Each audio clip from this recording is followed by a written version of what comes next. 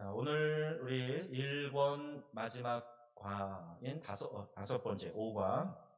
네, 이 5가 이제 이 책입니다. 우리 시리즈로 책을 한번 좀 띄워봐 주시면, 예, 이 책인데요. 이제 요게 첫 번째 책, 요게 끝났습니다. 오늘로 5과가 끝나고, 다음 주에, 이렇게 매직으로 칠한 거 말고, 매직으로 칠한 거는 우리가 소그룹에서 지금 하고 있고요. 초록색. 예, 지금 저쪽에, 분홍색, 오늘 그 책의 마지막 5과인데요. 그 첫 번째 분홍색, 하고, 지금, 매직으로 쳐 있는 초록색하고가 이제 다 동일한 주제죠. 중생, 생명에 대해서 하고 있어요.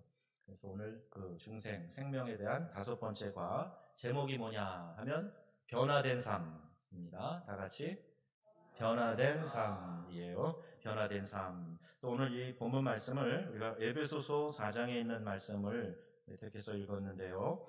이 말씀도 있고, 또 사도행전 9장에는 사울이 바울로 변화된 그 사건이 기록된 내용도 있습니다. 우리가 이 말씀을 보면서요, 예수님을 믿는 사람과 예수님 믿지 않는 사람과 가장 두드러진 보여지는 특징을 말해봐라. 그러니까 내면에 변화된 건 우리가 보지 못하잖아요. 내면에 변화된 건 뭐예요?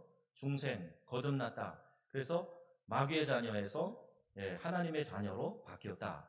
저주와 진노의 자녀에서 구원과 축복의 자녀로 바뀌었다. 그런데 눈으로 보여지지는 않아요. 근데 우리가 보여지는 것, 그 증거가 뭐로 나타나냐 하면 삶이 변화되는 걸 통해서 알게 되는 겁니다. 그러니까 예수님 믿기 전에 내 삶과 예수님 믿고 나서의 내 삶, 이것은 분명히 뭔가 달라진 것이 있어야 되는 거예요. 자, 여러분 있습니까? 달라진 것이 있나요? 왜 대답이 좀 이렇게 궁색합니다. 달라진 것이 있으셔야 됩니다. 예. 그래서 우리 전도폭발 그 간증훈련 처음에 제일 먼저 간증하는데 간단하게 이렇게 하라 그래요. 내가 예수님 믿기 전과 예수님 믿고 나서 뭐가 달라졌냐? 사람을 이렇게 사람 형태를 그려놓고 이쪽은 검은색 칠하고 이쪽은 그냥 놔둬요. 하얀색으로. 그래서 이 예수 믿기 전 검은색에서 예수 믿고 나서 이렇게 뭐가 달라지냐? 특징적인 거 하나만 얘기해봐라. 하나만. 여러분도 지금 하나 뭐 한번 생각해 보세요. 나 예수 믿기 전에는 내가 이랬는데 적어도 예수 믿고 나선 요렇게 됐어. 그거 하나. 요거 하나. 한번 생각해 보세요. 손도 드셨는데 나중에 얘기해 주세요. 그래서 있어서 분명히 있어요. 이게 있어야 됩니다. 삶에서 변화된 것이 있어야 됩니다. 또 믿기 전과 믿은 후에 이 변화된 삶이 전혀 없다. 똑같다. 더 나빠졌다. 더 캄캄해졌다. 그러면 이거는 예수 믿는 걸 잘못 믿는 거예요. 예수 믿는다는 것의 의미를 잘 모르고 있는 거예요. 내가 지금 어둠에서 광명으로 나갔는데 아무것도 바뀐 게 없다. 그럴 리 없습니다. 그러니까 뭔가 속고 있는 거죠. 내가 믿었다고 착각하고 있는 거예요. 나에게 지금 중생, 생명이 주어졌다고 지금 오해하고 있는 겁니다. 정말 생명이 주어졌다면 거듭난 성도는 반드시 삶에서 달라진 것이 있는 거죠. 이전의 삶의 방식, 생활 방식, 가치관, 세계관 이런 것들이 뭔가가 변화가 됐어요. 또 어떤 것들은 지금 변화의 과정 중에 있는 겁니다. 그래서 이 달라지는 것, 이게 예수 믿은 것의 가장 중요한 사인이 되는 것이죠. 우리가 이 주님께서 주시는 거룩한 부담감이 있는데 예수 믿고 내가 변하지 않으려고 막 버티고 있으면 힘들어요, 삶이. 성령의 책망도 있고요. 또 내가 마음이 기쁘질 않아요. 성령의 음성에 부드럽게 내가 순종하고 따라가면 내 마음이 기쁩니다. 즐거움이 있어요. 보람이 있어요. 이렇게 하는 것에 대해서 감사가 있고 만족이 있어요.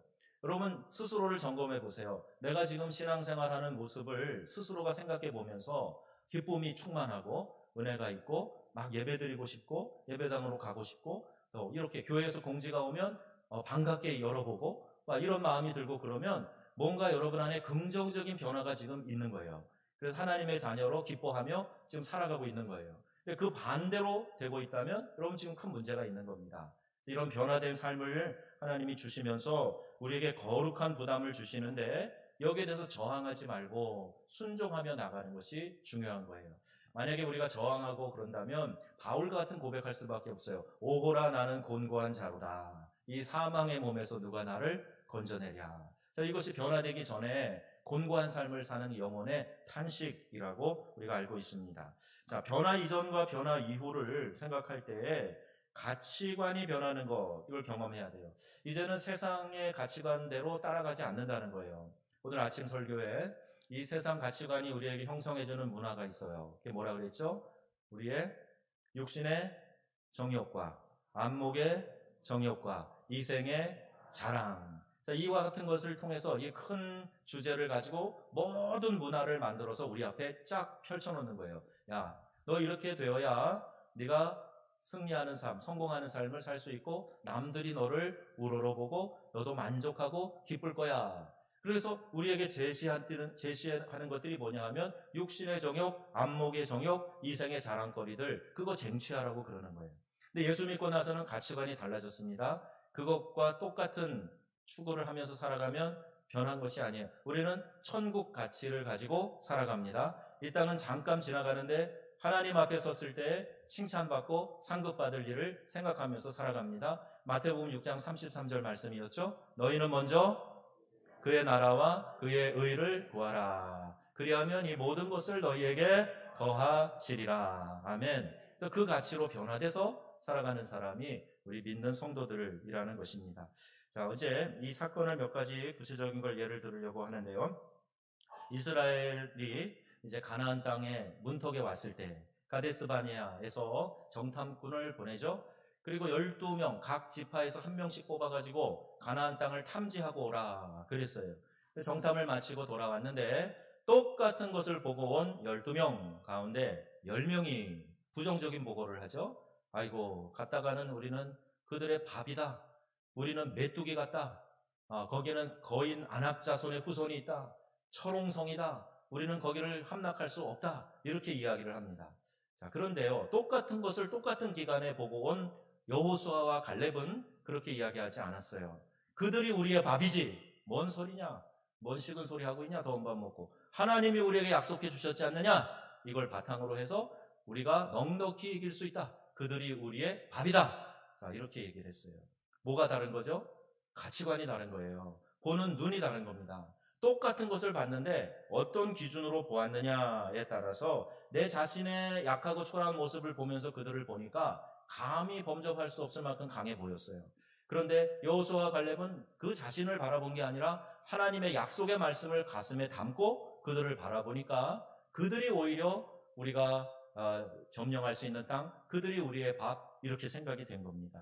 그래서 여러분, 이 변화의 기초는 뭐냐 하면 우리 하나님의 말씀, 하나님이 뭐라고 나에게 말씀하고 계시는가, 그걸 근거로 해서 우리의 변화와 모든 가치의 기준을 삼아야 되는 겁니다.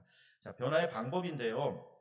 살다 보면 가치관이 변할 때가 있죠. 나이에 따라서도 조금씩 달라집니다. 예, 그리고 여러 일들을 만나면서 때로는 어떤 충격적인 사건이나 말을 통해서 내면 세계, 또 정신 세계, 이런 변화가 일어나게 되고 또 그것이 행동을 통해서 좀 다르게 나타나기도 합니다.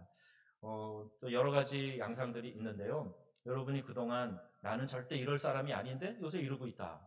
근데 보면 그 사이에 어떤 획기적인 사건들이 있었던 거예요. 그 하나님, 오늘 오전 말씀에도 그러지만 하나님이 우리를 온유한 자로 만들기 위해서 모세에게 그렇게 하셨듯이 우리의 삶을 연단하시는 일이 있어요. 그럼 그런 큰 사건들을 통해서 우리의 가치관이 바뀌고 변화되는 일들이 나타나게 됩니다. 우리 예수님 믿고 이렇게 변화하는 경험 해서 인간성이 바뀌고 생각과 추구하는 방향과 목표가 이제 바뀌어가는 그런 삶을 살아가야 되는 거예요. 여러분, 변화되시는 게 좀 부담스러우시죠? 또 변화되라 그러면 왠지 이렇게 거북스럽고 나 그냥 이대로 편하게 살고 싶어, 이런 생각이 드시는 분 계실 거예요.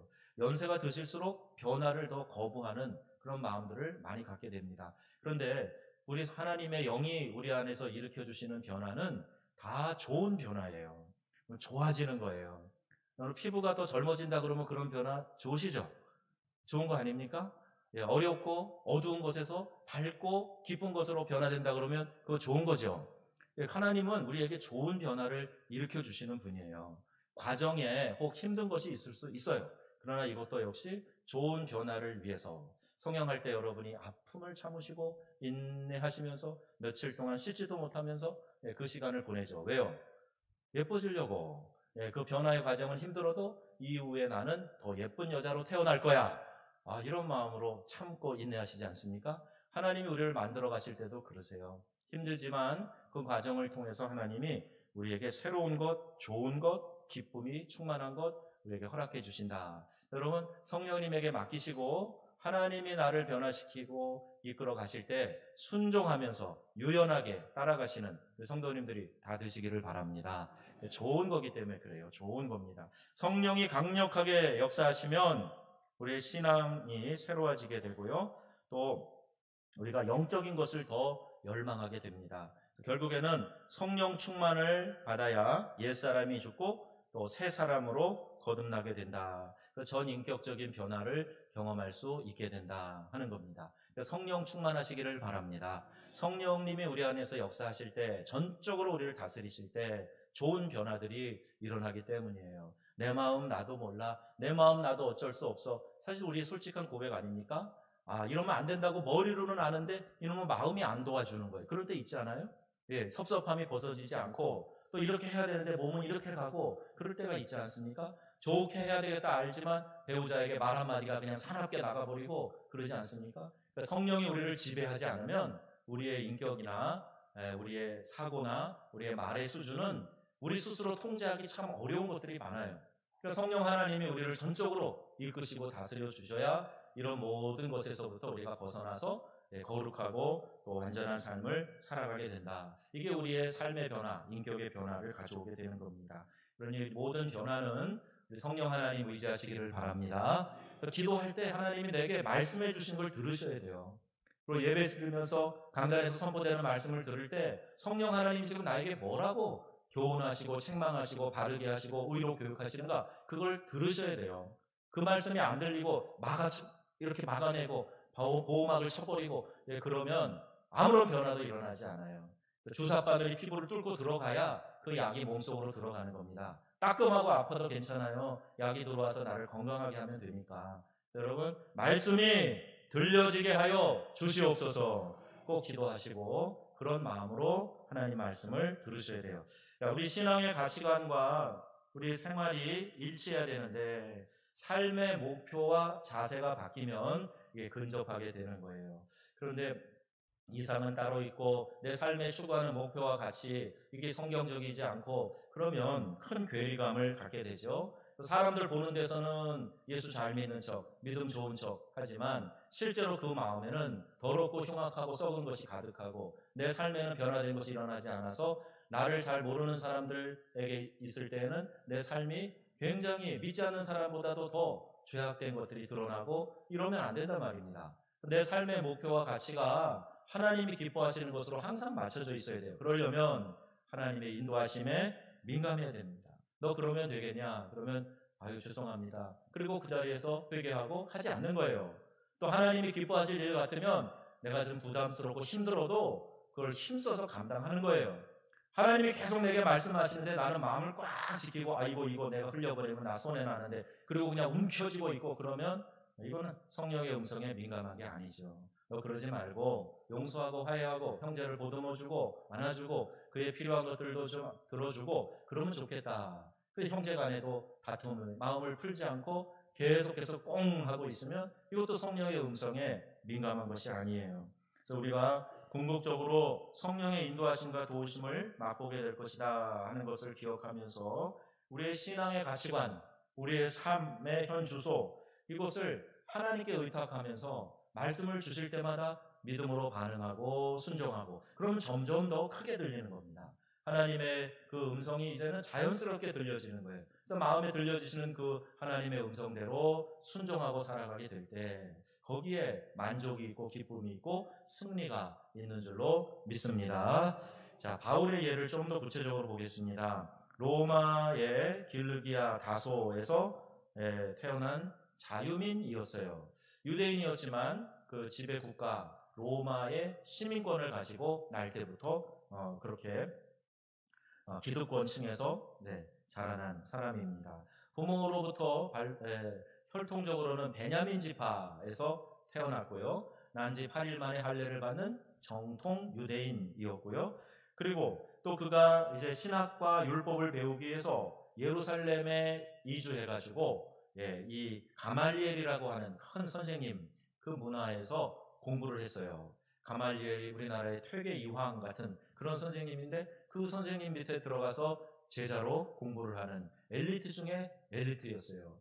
그리고 그는 태어난데도 그랬지만 그가 이제 혈통적으로도 지식적으로도 아주 뛰어난 사람이고 그 당시 많은 유대인 젊은이들이 공부하면서 말하자면 이제 유학하면서 유학 자금 마련하려고 텐트 짓는 일 이런 걸 했거든요. 바울도 장막 짓는 걸 배워가지고 그 일을 생업으로 할 만큼 또 전문적인 그런 기술도 가지고 있었습니다. 그런데 그가 스데반 집사가 순교해서 돌에 맞아 죽을 때 돌을 던지는 사람들의 옷을 맡아주고 있었어요. 그건 자기가 증인을 쓰겠다 그 얘기거든요. 그래서 그 현장을 똑똑히 지켜봤죠. 초대교회 7 집사는 오늘날 교회 섬기는 집사라기보다는 목회자에 가까웠어요. 섬기는 일도 하지만 말씀 양육하고 수고하는 그런 역할도 했어요. 근데 그 스데반 집사가 죽는 모습을 보면서 아마 적잖이 충격을 받았을 겁니다. 얼굴이 천사와 같이 변하고 또 그가 그 고통 중에도 다른 사람을 저주하고 원망하는 것이 아니라 예수님처럼 그들의 용서를 구하는 마음으로 평화롭게 숨을 거두는 모습에 큰 충격을 받았을 거예요. 그러나 여전히 이 사울, 변화되기 전 바울, 사울은 딱 하나, 이 예수 믿는다는 신흥 종교 집단에 대해서는 아주 광분할 만큼 미워했어요. 도대체 이들이 나타나가지고 이 도시를 소란하게 만든다는 생각 때문에 이 거짓 사교를 때려잡아야 되겠다. 이런 마음을 가졌던 거죠. 그래서 대제사장으로부터 체포영장을 받아가지고 다마스커스로 이제 가게 됩니다. 이 시리아의 수도 다마스커스는 옛날부터 아주 중요한 도시였어요. 아람이라고 하는 큰 나라의 수도였었고요. 또 아브라함 때부터 아브라함이 이제 그쪽과 이제 협정도 맺고 그러면서 많은 유대인이 거기 가서 살았습니다. 로마의 네로 황제의 박해 시대 때는 1만 명이 넘는 유대인이 그 지역에서 학살을 당할 만큼 유대인들이 많이 살았던 곳이에요. 근데 그 다마스커스로 가다가 거기에서 이제 예수님을 부활하신 예수님을 만나게 되는 거죠. 그때 그가 큰 충격을 받으며 인생의 전환점을 갖게 됩니다. 그때 주님의 음성을 듣죠. 사울아 사울아 어찌하여 네가 나를 핍박하느냐. 부활하신 주님이 그렇게 음성을 들려주신 거예요. 큰 빛에 꼬꾸라지고 보지 못하는 상황이 되고 자기에게만 소리가 들리는데 사울아 사울아 어찌하여 네가 나를 핍박하느냐. 그런데 사울이 예수님을 직접 핍박했나요? 예수님을 끌어다가 채찍질을 했나요? 아니잖아요. 그런데 보세요. 예수님을 믿는 성도들을 박해하는 사울에게 예수님이 왜 네가 나를 핍박하느냐 이렇게 말씀하시면서 그 음성을 들려주세요. 주여 누구시오니까? Curious라고 하는 것은 우리가 지금 말하는 주님 하는 그 의미도 있지만 모든 그 절대자 주종 관계에서 부를 때 그 주인을 부를 때 Curious라고 하는데 왜 누구십니까? 그러니까 나는 네가 핍박하는 예수라 이렇게 말씀하셨어요. 그리고 나서 이제 이 사울에게 젊은 청년 의기양양한 엘리트 청년 사울에게 예수님이 특별한 임무를 부여해 주시죠. 그에게 이렇게 특별히 만나 주시고 그에게 임무를 부여해 주시는 거예요. 자, 우리가 이 사울의 변화된 모습을 보면서 오늘 우리들도 이렇게 특별히 다메섹에서 예수님이 만나 주셨던 것 같은 급하고 또 아주 확실한 그런 변화의 순간을 경험하는 분들도 아마 계실 거예요. 이 중에도 계신 것 같아요. 그런데 그렇지 않은 경우도 있습니다. 그럴 때가 그렇지 않아도 하나님이 날마다 우리에게 우리의 변화를 위해서 촉구하시고 말씀하시고 깨닫게 해주신 것이 있어요. 그래서 잔잔한 그런 말씀과 또 인도하심에 따라서 지금 많이 변화되어 간 분들도 이 안에 있습니다. 그러니까 여러분 우리가 추구해야 될 것은 어느 때든지 주님 저를 변화시켜 주세요. 주님이 쓰시기에 편리한 주의 도구 되게 하여 주옵소서. 이런 마음이 있어야 되겠죠. 늘 일상적으로 같은 길을 걷는 것 같지만 다른 그런 삶을 경험할 수가 있어요. 여러분 교재에 그 내용이 나와 있는데 관심 갖기 한번 가보시면 같지만 다른 길 기록되어져 있죠. 매일 아침 같은 길을 산책하는 한 시인이 그 시인이 자신의 시에서 나는 매일 이 길을 걷지만 한 번도 같은 길을 지난 적이 없다. 이렇게 노래했다는 거예요. 여러분 어떻게 보면 이 조그마한 도시에 늘 다람쥐 쳇바퀴 돌듯이 반복되는 인생 살면서 내 인생은 좀 따분하다. 또 내 인생은 별로 재미가 없다. 이렇게 생각이 드시는 분이 계실지 모르겠어요. 근데 이 시인이 지금 이 관점을 한번 보세요. 매일 아침 같은 길을 산책하면서 나는 한 번도 같은 길을 걸은 적이 없다. 이렇게 노래하고 있어요. 먼저 길 자체가 만드는 변화에 관심을 기울였어요. 그래서 길 옆에 잡초와 들꽃들의 변신을 유심히 이렇게 보는 거예요. 저희 교회도 이 마당에 우리 권사님 이제 수고하셔갖고 뭐 이렇게 꽃도 좀 옮겨 심으시고 또 어떤 집사님도 이렇게 전지도 해주고 뭐 하면서 눈에 보이는 변화들이 막 있습니다. 막 관심 갖고 보신 분들은 아실 거예요. 이번 주에는 이런 꽃이 폈네. 이거 지난주에 여기가 좀 이렇게 어수선했는데 깔끔하게 정리되어 있네. 많은 변화들이 있어요. 저도 느끼니까요. 매일 보지만 저도 느껴요. 그러니까 그렇게 사사로운 것 같지만 소소한 변화들이 그 가는 길에 있었다는 거예요. 길이 놓인 환경이 변화됩니다. 눈이 올 때가 다르고요. 비가 올 때가 다릅니다. 똑같은 건물에서 내다보는 바깥 경관이지만 비 올 때 다르고 바람 불 때 다르고 눈 올 때 다르고 다 달라요. 이 시인은 걸으면서 그걸 느낀 거예요. 또 길을 가는 시인의 마음의 변화 이걸 만든 거예요. 내 마음이 기쁠 때 슬플 때 외로울 때 행복할 때 그 길이 다 달라 보이더라 하는 그 이야기 기록되어져 있고요. 또 마지막으로 그 길을 가는 시인이 가치관과 관점의 변화가 또 이 길을 다르게 보게 만들었다 하는 거죠. 자, 여러분 뭘 이야기해주고 있습니까?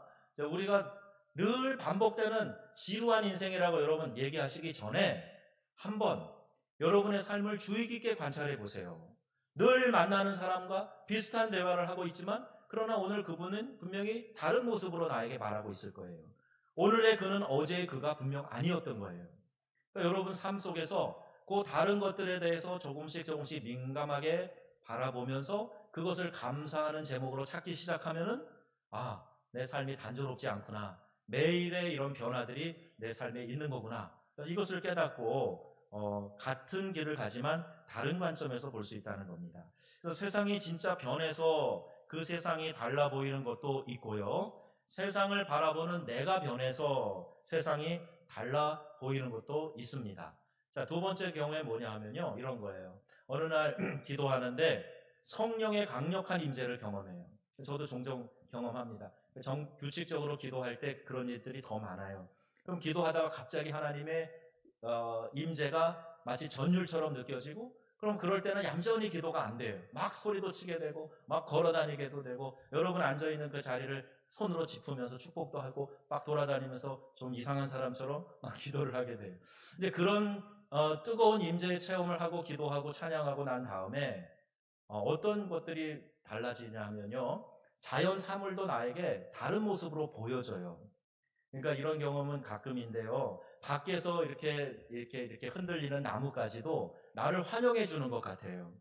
괜히 새 한 마리가 이 앞으로 씩 날아가도 그 새가 나에게 안녕 그리고 가는 것 같아요. 그 내가 바뀐 거예요. 내 마음이 달라진 거예요. 이 마음에 주님 주신 평화가 가득하니까 사물이 나에게 인사하는 것처럼 보이고 사물이 더 아름답게 보이고 그런 거예요. 그래서 여러분 이런 경험을 했었는지 모르겠어요. 옆에 있는 분을 보는데 누군가가 그날 정말 예뻐 보이는 거예요. 멋있어 보이는 거예요.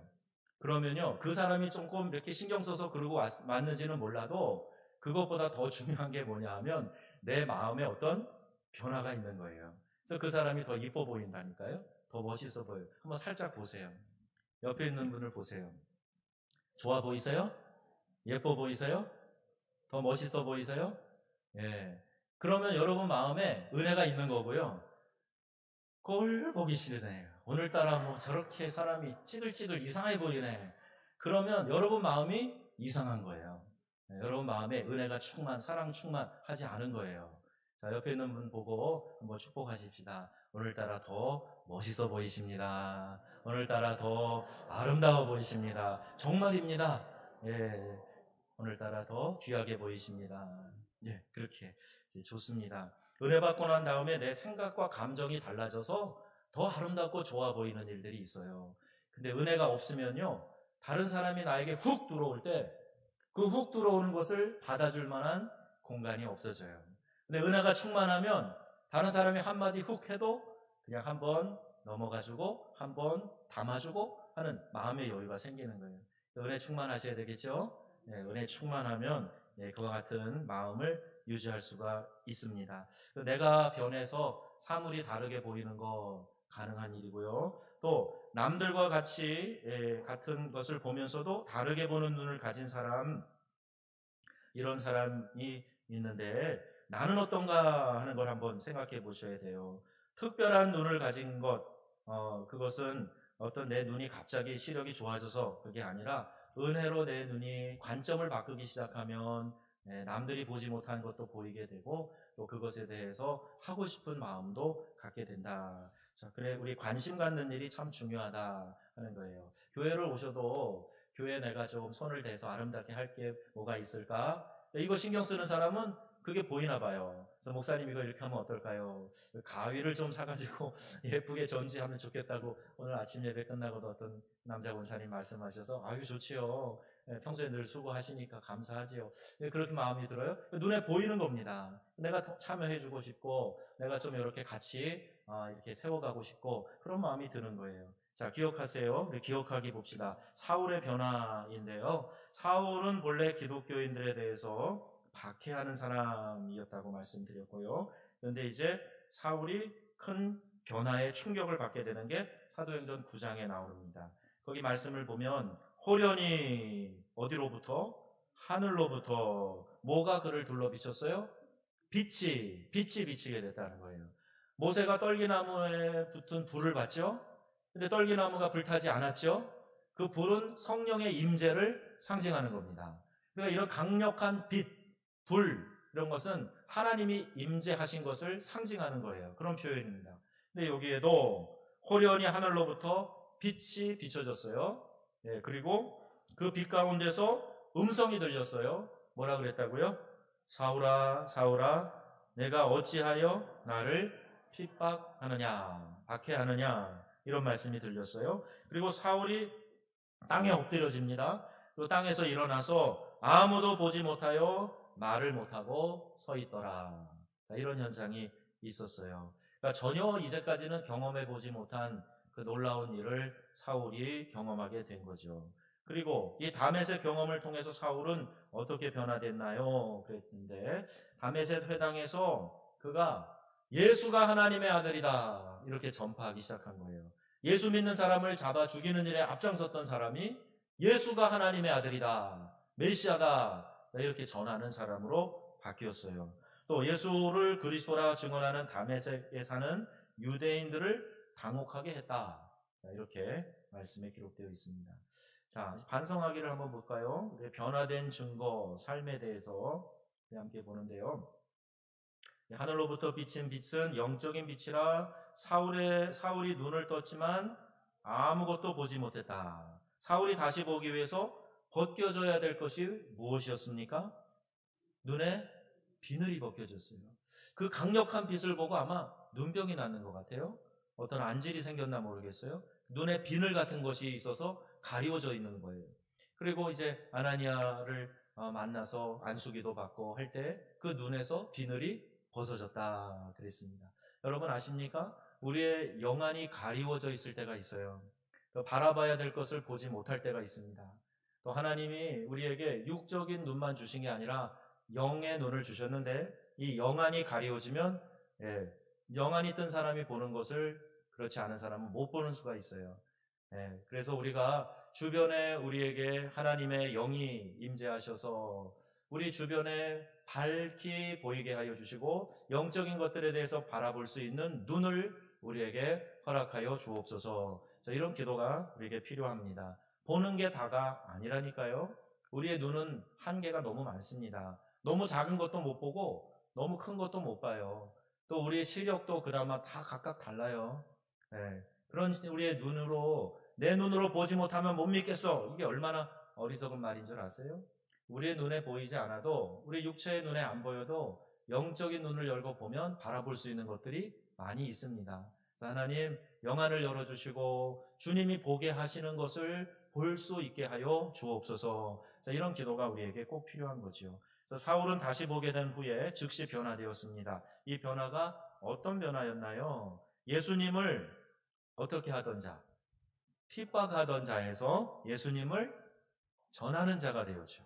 전에는 예수님을 핍박하던 이 사울이 이 변화 이후에 예수님을 전하는 자가 되었는데, 특별히 우리 주님의 계획대로 이방인의 사도로 부르심을 받은 거예요. 사도라는 말은요, 예수님과 함께 동거동락, 함께 제자로 같이 살았던 사람을 사도라고 부르는데, 그런데 유독 이 바울은 부활하신 예수님을 잠깐 경험한 것을 통해서 그가 사도가 되었어요. 그리고 예수님이 말씀하신 그대로 이방인을 위하여 내가 택하여 세운 이방인의 사도가 된 겁니다. 그러니까 한번 생각해 보세요. 그때도요, 기득권이 있었어요. 기득권. 다른 사도들은 야, 무슨 소리냐, 내가 3년 동안 예수님 모시고 따라다녔다. 잘 모셨어요? 제자들이? 지들끼리 토닥토닥 싸우고, 우리 주님 잡혀가시기 전날에는 나 죽게 됐다, 같이 기도하자. 그래도 기도 안 하고 쿨쿨 자고, 예수님 잡혀가시는 그날 아침에는 다 도망가 버리고, 그랬잖아요. 그런데 어쨌든 뭐 난 예수님과 3년 같이 살았어. 너 뭐냐 너? 너는 박해자였던 자가 왜 사도라고 그러느냐? 그러니까 바울이 편지 보낼 때마다 그리스도 예수의 종 사도된 나 바울은 이러면서 편지를 보낸 거예요. 자기의 사도성을 늘 공격하는 사람들이 가까이 있었거든요. 그러니까 바울이 바나바에 의해서 이렇게 잘 소개돼가지고 그 사도들 그룹에 들어오기는 했으나 여전히 외부에서 온 사람이라고 밀어내려고 하는 이런 마음들 때문에 바울은 사역하면서 아마 같은 동역자들한테 속 좀 상했을 거예요. 그래서 자꾸 나 바울은 사도된 나 바울은 그러면서 자기의 사도성을 그렇게 이야기한 거예요. 이해가 되시죠? 왜 편지 앞마다 그런 얘기를 쓰는가 이해가 되시죠? 근데 이방인의 사도로 예수님이 딱 점 찍으시고 바울을 부르셨어요. 왜 그러셨을까도 생각해 보면요, 바울이 그만큼 준비된 사람이었기 때문이에요. 여러분, 하나님께 쓰임 받으려면요, 준비된 사람이 되어야 됩니다. 바울처럼 이렇게 여러 문화를 경험하고 혈통적으로나 열심으로나, 열심히, 이게 중요한 겁니다. 열심히 있는 사람을 하나님이 쓰세요. 이거는요, 여담입니다. 어디에 기록된 건지 잘 모르겠는데 이런 얘기가 있어요. 마귀도 게으른 자는 안 쓴다. 그래요. 마귀가 좀 자기가 쓰려고 해도 이거 게을러 터져가지고 어디 쓸 데가 없어. 그럼 마귀도 안 쓴대요. 마귀에게 쓰임받는 거 좋은 거 아니지만 여러분 부지런하고 열심을 내세요. 부지런하여 게으르지 말고 열심을 품고 누굴 섬겨라? 주를 섬겨라 말씀하시잖아요. 여러분 이제 코로나 때문에 조금 느슨해진 거 바짝 조여매시고 열심을 품고 주님 섬기시기를 바랍니다. 근데 바울은요, 이 사울 청년이 열심히 있었거든요. 그리고 타문화를 여러 개 경험했죠. 또 지식적으로도 아주 뛰어났어요. 그리고 그 당시에는 유대인들을 보통 아람어를 사용했습니다. 그게 상용어였어요. 그리고 이 사회에서는 공식 언어가 헬라어였어요. 헬라어를 하는 사람, 아람어를 하는 사람은 많았지만 히브리어로 유창하게 말하고 설교할 수 있는 사람은 진짜 인텔이었던 거예요. 근데 바울이 히브리어로 설교를 합니다. 그러니까 바울은 엘리트 중에 엘리트고 학식이 있었고 열심히 있었고, 그러니까 우리 주님이 그것도 있었던 것 같아요. 성경에는 없지만 스데반 집사가 죽을 때 그 옆에 서 있었잖아요. 그때 우리 주님이 아셨을 거예요. 그래갖고 이 사울이 딱 붙잡혀가지고 이제 이방인의 사도로 세움을 받고 모진 고생 다 감당했죠. 40에 하나 가만매를 얻어맞고 파선을 당하고 동족의 위험과 강의 위험과 바다의 위험과 강도의 위험과 모든 어려움을 다 당했지만, 그러나 바울은 내게 주신 사명, 즉 그리스도의 복음을 전파하는 이 일을 마치려 하면은 내 생명조차도 조금 더 귀한 것으로 여기지 아니하노라. 이렇게 말씀. 그러니까 얼마나 감격했으면 그 사명을 위해서 내 목숨 바쳐도 아깝지 않다. 이렇게 이야기하고, 예수 그리스도를 아는 그 고상한 지식에 비하면 내가 알고 있는 내가 가진 이 모든 것들은 다 배설물처럼 여긴다. 이 정도로 바울은 철저하게 하나님의 은혜를 깨달았던 사람이에요. 여러분들도 가진 것 나름대로 있으시겠지만 내가 가진 그 알량한 것 때문에 주님을 뒷전으로 하고 또 은혜 받는 것을 뒷전으로 하고 내 일을 먼저 하려고 하고, 예, 그러면요, 여러분 아직도 이 바울의 심정, 바울이 받았던 은혜 맛보지 못한 겁니다. 어떤 것보다도 우리 주님이 먼저, 우리 하나님의 영광이 먼저, 그리고 말씀으로 살아가는 것이 먼저, 예, 그런 기준으로 살아가는 사람이 하나님의 나라와 의를 먼저 구하는 삶을 살아가시는 거예요. 자, 우리가 쉽진 않지만 이렇게 말씀을 배워가면서 다른 것은 몰라도 우리 교회 이렇게 오후 예배까지 나와서 예배드리고 새벽 제단 쌓고 저녁에 와서 우리 같이 우리 작정의 밤 기도 수요예배 드리고 이런 분들은 정말 제가 바라기는 여러분들이 이 하나님의 나라 천국을 이 땅에서 경험하시기를 축복합니다. 그러니까 말씀대로 살잔 말이에요. 하자는 대로 좀 따라오세요. 하자는 말이에요. 그렇게 되면 여러분의 삶이 이전과 다른 놀라운 은혜, 복을 누리는 삶이 될 줄로 분명히 믿습니다. 자, 그래서 세 번째 마지막, 사울이 바울된 것은 똑같이 변화를 체험한 성경의 다른 인물들도 많이 있는데, 거기 보니까요, 창세기 17장, 아브람이 아브라함으로, 시몬이, 예, 게바라는 이 시몬이 반석 베드로, 그 다음에 야곱이 이스라엘로 바뀌었죠. 야곱이라는 말에, 예, 야곱과 에서 말입니다. 야곱의 뜻이 뭐였죠? 발 뒤꿈치 잡은 자. 예, 좀 더 적나라하게 얘기하면 도둑놈, 사기꾼, 그런 뜻이에요. 예, 그런데 그 야곱이 야복강에서 그 형을 만나기 이전에 사력을 다해서 하나님의 사자와 씨름을 하죠. 그리고 나서 이제 날이 밝으려 그럴 때 안 놔주니까 나에게 복을 주시지 않으면 내가 절대로 놓아드리지 않겠습니다. 그러니까 결국 이 환도뼈를 치게 되죠. 그러니까 여기에 금이 가고, 그래도 붙들고 늘어지니까 결국에는 축복을 받게 되는 거죠. 자, 그래서 이스라엘이라고 하는 이름을 얻습니다. 하나님 저를 바꿔주세요. 네, 저 사람을 바꿔주세요 라고 하지 말고 저를 바꿔주세요. 이렇게 기도하면서 내 삶이 하나님께로 더 향하는, 예, 그런 삶이 되면 좋겠습니다. 나를 변화시키는 것이 빠르고 그게 안전하고 효과적인 거예요. 저 사람 바꿔주세요. 저 사람 변화되게 하여 주시옵소서. 아무리 침을 튀기고 여러분 기도해도 하나님이 우선순위를 네가 먼저 변하면 좋겠다, 그렇게 말씀하실 거예요. 여러분 그 변화를 먼저 생각하시면서 우리가 성령의 충만함으로 의와 평강과 희락을 힘쓰고 그것을 얻기를 힘쓰고 살아가는 그런 삶의 가치가 있으면 좋겠습니다. 마지막 응답하기, 우리가 변화된 삶을 고백하는 건데요. 네, 여기서 여러분의 고백을 들을 수 없으니까 각자가 거기 종이에다가 나는 예수님 믿고 이러이러한 변화가 있었습니다. 또 이러이러한 부분에서 내 변화가 필요합니다. 하나님 도와주세요. 이제 하나님 성령께서 감동 주시는 대로 순종하며 따라가겠습니다. 자, 이렇게 고백하시고 믿음 안에서 변화된 삶을 사시는 우리 모두가 되기를 축복합니다.